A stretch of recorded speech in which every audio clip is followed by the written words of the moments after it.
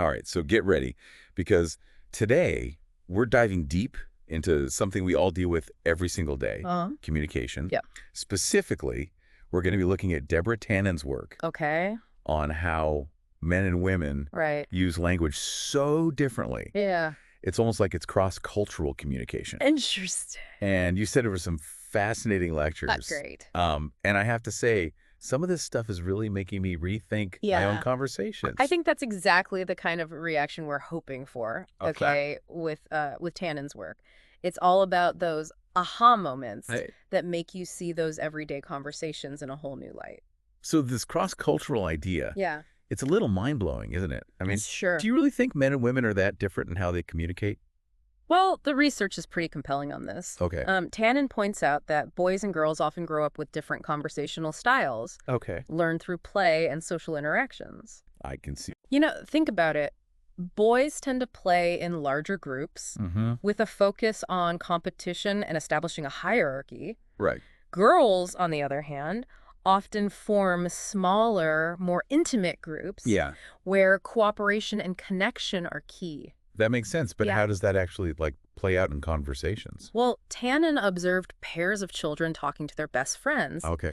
and noticed fascinating differences in their body language. Interesting. The girls, regardless of age, tended to face each other directly, maintaining eye contact, while the boys sat at angles looking around the room. Wow, I never really noticed that before, but now that you mention it, Right. it rings true. Yeah, it's like they're wired for different types of interaction. Yeah. Right from the start. So wouldn't that lead to a lot of misunderstandings, especially as we get older? Imagine a man and a woman are trying to have a serious conversation, but he's looking everywhere but at her. You've hit on a crucial point. These ingrained conversational styles can definitely lead to misinterpretations and conflict if we're not careful. Right. A woman might see a man's lack of eye contact as disinterest or disrespect, Right. when in reality, it's just his habitual way of communicating. But isn't that a little bit of a double standard? We're always told maintain eye contact to show that we're listening, but now you're saying it might not mean the same thing for men. Right. It feels like they get a pass on basic communication etiquette. Well, it's not about giving anyone a pass. Okay. It's about understanding that what's considered polite or engaged can vary depending on the conversational style. Okay. Remember, it's cross-cultural communication. Right. So the key is to recognize these differences Yep. and adjust our interpretations accordingly. That makes sense. Yeah. So how do these different styles play out in more complex situations, Okay. like arguments or disagreements? Well, let's talk about a concept Tannen calls the one-down position. Men in general are very sensitive to being put in this position where they feel like their status or independence is being challenged. Interesting. So how does that tie into, men's reluctance to ask for directions? It's a classic example. Right. Asking for directions can feel like admitting they don't know something, Yeah. putting them in that vulnerable one-down position. Okay. It's not about being stubborn. Right. It's about preserving a sense of autonomy. That makes a lot more sense now. Yeah. And what about apologies? It seems like men sometimes have a harder time saying, I'm sorry. Is that related to this one down thing too? Absolutely. For many men, apologizing can feel like surrendering power in the conversation, Right. like admitting defeat. Oh, right. It's not necessarily that they don't feel remorseful. Yeah. It's that the act of apologizing itself Right. triggers this deep-seated aversion to the one-down position. Okay, this is really making me rethink some past arguments Yeah. with, pretty much every man in my life. Yeah. But what about women? How does this one down position affect them? That's a great question. Yeah. Women are less sensitive to the one-down position because their communication style is often about building connection and rapport, Okay. rather than asserting dominance. Right. In fact, Tannen argues that women sometimes use apologies as a way to smooth over conflict and maintain harmony, Right. even if they don't feel entirely at fault. That's fascinating. Yeah. So it's not just about the words themselves, it's about the underlying intention behind them. Exactly. Okay. And this leads us to another key distinction that Tannen makes. Okay. Troubles talk. Troubles talk. Have you ever noticed how women often share their problems with each other Okay. as a way of bonding? Oh, absolutely. It's like a ritual, isn't it? Right. We vent, we empathize, we offer support. Yeah. It's definitely a way of connecting. But here's where the cross-cultural communication aspect comes into play. Okay. Men often misinterpret troubles talk as a request for solutions. They'll jump in with advice and suggestions, Yeah. completely missing the point. And then we get frustrated because they're not just listening. It's Exactly. like, no, I don't want you to fix it. I just want you to understand. Exactly. And this frustration stems from those different conversational styles. Right. Women are using rapport talk, Mm-hmm. aiming to build connection and empathy, Right. while men are often engaging in rapport talk, Okay. focused on conveying information or solving problems. So sometimes the best solution to a problem isn't a solution at all, Right. but simply listening with empathy and understanding. Absolutely. That's a powerful takeaway. Yeah. Makes you wonder how many arguments could be avoided Uh-huh. if we just understood these differences in how we use language. It really does. This idea of misinterpreting cues leads us to another fascinating aspect of communication. Okay. Apologies. Apologies.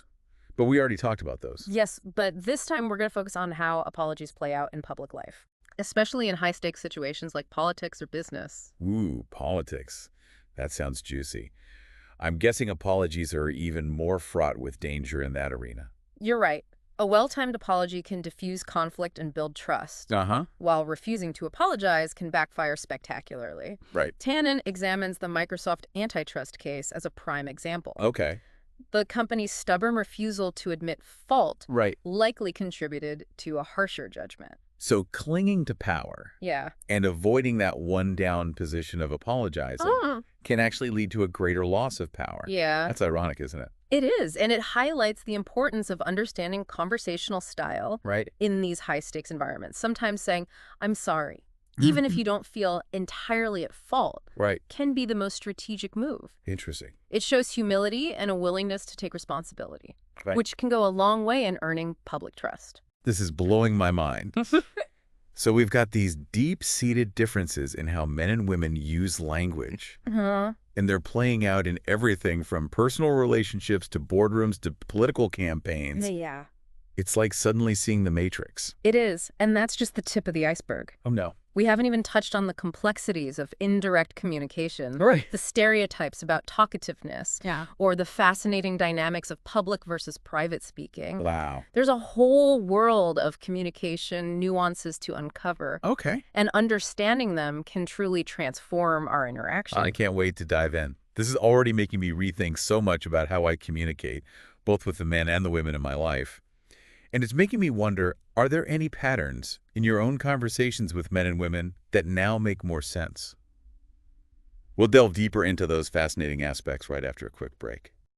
So before the break, we were talking about how understanding these conversational styles can be a game changer, Yeah, but it feels like a lot to keep in mind. right. Are there any simple takeaways, like a Oh. cheat sheet for navigating these differences? Well, it's not so much about having a set of rules Okay. as it is about developing a mindset of awareness and flexibility. Okay. For example, if you know you tend towards troubles talk, Mhm. and your partner is more of a report talk person, Uh-huh. try framing your venting session in a way that acknowledges their style instead of just launching into a problem. Yeah. You could say something like, hey, I had a rough day and I need to vent for a bit. Okay. Would you be up for listening? So you're basically giving them a heads up so they can switch into listening mode Exactly. instead of problem-solving mode. Yeah, I like it. good. But let's be honest, sometimes even when we're trying our best to be understanding, Yeah, these differences can still lead to conflict. absolutely. It's not a magic bullet. Right. And even with awareness, clashes are inevitable. Okay. But that's where another key skill comes in. Meta-communication. Meta what now? Meta-communication. Sounds complicated. It's simpler than it sounds. Okay. It just means talking about communication itself. Okay. Instead of letting those misunderstandings fester, Right. you can gently and respectfully bring them out into the open. Well, You could say something like, hey, I notice that when I talk about my workday, you tend to offer solutions. I really appreciate that you want to help, but sometimes I just need to vent and feel heard. okay, that makes sense. Yeah. So it's about expressing our needs and preferences without blaming or accusing the other person. Exactly. It's like saying, hey, let's figure out how to make this communication thing work for both of us. Exactly. And that openness can actually create a deeper level of intimacy and connection Okay. because you're inviting your partner to see the world through your eyes. It's fascinating how Something as simple as talking about how we talk can have such a big impact on our relationships. It is. But let's take a step back for a second. Okay. We've been focusing a lot on personal conversations. Right. But these differences in style obviously play out in other areas of life, too. You're absolutely right. Think about the workplace. Okay. Indirect communication can be a minefield, Right. especially when you have different styles clashing. Yeah. Tannen gives the example of a bookstore owner who would make indirect requests to her manager. Oh. Like, it would be great if someone could organize the new arrivals. Right. The manager, used to direct instructions, Yeah. would completely miss the hint. Ouch, that sounds frustrating. So even when communication seemed successful on the surface, Right. these misaligned styles can lead to missed deadlines and simmering resentment. Exactly. And this dynamic isn't limited to boss-employee relationships. Okay. It can happen between colleagues, clients, even friends. Right. Imagine you're in a meeting and you tentatively suggest an idea. I don't know if this is a good idea, but Yep. someone else might swoop in with the same idea, Yeah. but presented more assertively, and Yeah. it gets instant approval. Ugh, I've totally been there. It's like your idea gets lost in translation because you didn't present it with enough confidence or authority. Exactly. It's not that your idea was bad, it's Yeah. that the way you communicated it Yeah. didn't align with the prevailing conversational style in that environment. So what's the solution? Yeah. Do we have to become chameleons, constantly adapting our style to fit every situation? It's not about changing who you are, Okay. but about developing a certain level of flexibility and awareness. Okay. If you know that your boss responds better to direct communication, Yeah. try being more assertive when making requests. Okay. If you're in a meeting with people who value collaborative brainstorming, Uh-huh. hold back a bit and let others contribute before jumping in. So it's like learning the language of each environment, figuring out what communication style will be most effective. Exactly. And that takes practice and observation. Right. Pay attention to how others communicate in different settings. Yeah. And try adjusting your approach accordingly. This makes me think about the whole women are more talkative stereotype. Mm-hmm. It seems like that might be influenced by where the talking is happening. That's a brilliant observation. Tannen directly challenges that stereotype, Okay. pointing out that men actually tend to talk more in public settings, Right. Yeah. like meetings or social gatherings. Yeah. It's like they're holding court, commanding attention with their words. It's funny because we often think of women as the chatty ones, Right. but maybe that's just because we're noticing their conversations more in private settings. Exactly. And this public versus private distinction is important Okay. because it influences how we perceive each other's communication styles. Right. A man who's very talkative in meetings might be relatively quiet at home, Yeah. while a woman who's a great listener in one-on-one conversations Right. might be more assertive in group settings. So context is key. It's not just about gender. Right. It's about the situation, the audience, Mm-hmm. and overall communication dynamics at play. That This is making me wonder how these differences in style play out in politics. Oh, yeah. It seems like that would be a minefield of communication clashes. Oh, absolutely. Politics is a high-stakes game Right. where language itself becomes a weapon. Yeah. Tannen dives deep into this world, exploring the rise of what she calls agonism. Agonism. That sounds intense. It is. It refers to the tendency to approach everything as a battle, Uh-huh. a fight to be won. Right. Think about it. Political campaigns, by their very nature, are adversarial. Right. But in recent years, this combative approach has seeped into every aspect of public discourse, Oh. fueled by a media landscape that thrives on conflict and controversy. So it's like we're constantly bombarded with these us versus them narratives with no room for nuance or compromise. Exactly. And this creates a toxic communication environment Yeah. where the loudest, most aggressive voices often drown out those advocating for thoughtful discussion and collaboration. Right. Tannen gives the example of Admiral Bobby Ray Inman, who withdrew his nomination for Secretary of Defense, Wow. citing the relentless attacks and scrutiny that had become commonplace in the political arena. It's sad to think that this culture of aggression discourages good people from serving their country. It is. Who wants to subject themselves to that level of negativity, even if their motives are pure. It's a real problem. And it's not just about personal attacks. It's about the way issues are framed and debated. Right. Tannen points to the media coverage of President Clinton's healthcare reform efforts as a prime example. Okay. Instead of focusing on the substance of the policy, Yeah. the media obsessed over the political maneuvering and horse race aspect of the debate. It's like they turned it into a sporting event. Exactly. Where all that matters is who wins or loses. Yeah. Not the actual impact on people's lives. And that type of coverage breeds cynicism and disengagement, right. making people feel like their voices don't matter, Yeah. and that the system is rigged against them. Okay, so this agonistic approach isn't limited to politics. Right. It can creep into other areas of life. Okay. Even seemingly neutral ones like academia. Wait, you're telling me there are communication clashes even in the hallowed halls of learning? Oh, absolutely.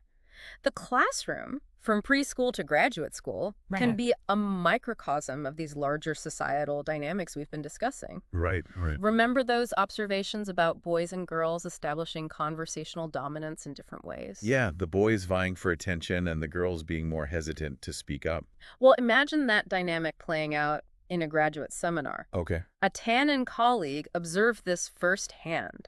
The only male student in the class quickly took charge, organizing meetings, directing the discussion, and essentially assuming the role of leader. So he fell into that report talk mode. Exactly. Taking charge and controlling the conversation. Exactly. And the female students, perhaps socialized to be more collaborative or less assertive, might have held back, even if they had valuable insights to share.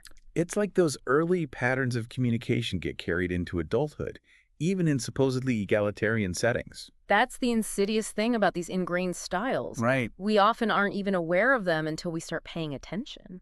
So how do we break free from these patterns and create a more inclusive communication environment, both in and out of the classroom? Awareness is a great first step. Okay. Teachers, for example, can create more structured participation frameworks. Oh, okay. Ensuring that all students have an equal opportunity to contribute. Right. They can encourage active listening. Yeah. Respectful disagreement. Right. And a focus on substance over style. Okay. And parents can play a huge role, too. Yeah. We can encourage our daughters to speak up, to assert themselves, and to challenge those who interrupt or dismiss their ideas. Right. And we can teach our sons to listen attentively, to value diverse perspectives, and to recognize that leadership isn't about dominance. But about collaboration and shared understanding. Exactly. It's about creating a world where everyone feels empowered to communicate authentically, to share their ideas freely. Yeah. And to contribute their unique talents and perspectives to the collective good. But remember, this understanding of conversational style isn't just about navigating those external landscapes of work, politics, or education. Right. It's also about those deeply personal landscapes of our closest relationships with our partners, families, and friends. That's so true. It's easy to get caught up in the big picture. Right. But at the end of the day, it's those intimate conversations that really shape our lives. So how do we apply this understanding to those relationships? How do we prevent these style differences from creating conflict and hurt feelings? We'll explore those personal landscapes and more after a quick break. So we've covered a lot of ground, from playground dynamics to the halls of power. Yeah. And it's amazing how those communication patterns that we learned early on can really stick with us. It's true. But now I'm thinking about my own relationships, Yeah. romantic, family, friends. Right. Are there any specific tips for applying this whole cross-cultural communication idea to those close connections? You've hit on the heart of it, really. Because while understanding these differences can definitely help us navigate the professional world, it's in those intimate relationships where it can truly transform the way we connect or don't connect. So where do we even begin? Feels like a minefield, especially when emotions are running high. Well, one of the most powerful tools that Tannen offers is the concept of reframing. Reframing. Instead of seeing our partner's different style as a personal attack or a deliberate attempt to annoy us, we can try to see it as simply a different way of using language. Okay, that makes sense intellectually. Yeah. But how do we actually do that in the heat of the moment? It's easy to get defensive, when you feel like you're not being understood. It takes practice, for sure. Yeah. But remember Maria and her mother-in-law. Yeah. Maria initially felt resentful towards her mother-in-law's indirect communication style. Right. But once she understood that it wasn't about disrespect, Right. but simply a different way of expressing herself, Uh-huh. the whole dynamic shifted. Yeah, she was able to let go of that resentment Right. and find a way to connect on a deeper level. Yeah. It's a great example of how knowledge can truly be power in relationships. Absolutely. But sometimes, even with the best intentions, we still end up in those frustrating communication loops. Yeah. What then? That's where metacommunication comes in. Right. Talking about the communication itself. Okay. Instead of letting those misunderstandings fester and grow, Uh-huh. bring them out into the open gently and respectfully. Can you give an example? I'm trying to picture how that would play out in a real conversation. Okay, imagine you're feeling overwhelmed by your partner's detailed account of their workday. Okay. You could say something like, "Honey, I love hearing about your day, but I'm feeling a bit fried right now." Uh-huh. Would you mind giving me a quick summary and we can dive into the details later? That's great. You're acknowledging their need to share while also setting a boundary that works for you. Right. And you're doing it without blaming or criticizing. Exactly. Or let's say your partner tends to respond to your troubles talk with solutions Right? when all you really want is empathy. You could say, I know you love to fix things, Mhm. but sometimes I just need to vent and feel heard. Yeah. Would you be willing to just listen for a bit? Okay, so it's about expressing our needs and preferences clearly Mm-hmm. and without judgment. Yeah. And hopefully our partner will be receptive to that. But what if they're not? Yeah. What if they get defensive or dismissive? That can happen, of course. Right. But even then, the act of metacommunicating can plant a seed. Right. You're showing them that you're willing to put in the effort Mm-hmm. to understand each other's communication styles. Right. And that can go a long way in building a stronger connection. It's like you're creating a communication culture within the relationship Mm-hmm. where both partners feel safe to be vulnerable and express their needs. Exactly. And that vulnerability can actually lead to a deeper level of intimacy and connection. Yeah. It allows you to see beyond those surface level clashes Right. to the heart of what truly matters. Yeah. The love, respect, and understanding that bind you together. It's beautiful, really, how understanding these differences can transform our relationships from battlegrounds into spaces of growth and connection. It is. And sometimes it's about finding a bit of humor in those miscommunications. Right. Remember Tannen's husband and his "I'm sorry for everything" routine? Oh, yeah. It might not be the perfect apology, Right. but it's a way of acknowledging the need for repair Right. while maintaining a sense of playfulness and connection. That's such a great point. Sometimes we take communication so seriously Yeah. that we forget to have fun with it. It's a reminder that even in the midst of those frustrating moments, Yeah, there's always room for laughter and lightness. absolutely. Embracing the messy, beautiful complexity of human communication. Right. Recognizing that there's no one right way to talk and that our differences, far from being obstacles, Yeah. can actually be the spice of life. This has been incredible deep dive. It has. Eye-opening, thought-provoking, and even a little bit life-changing.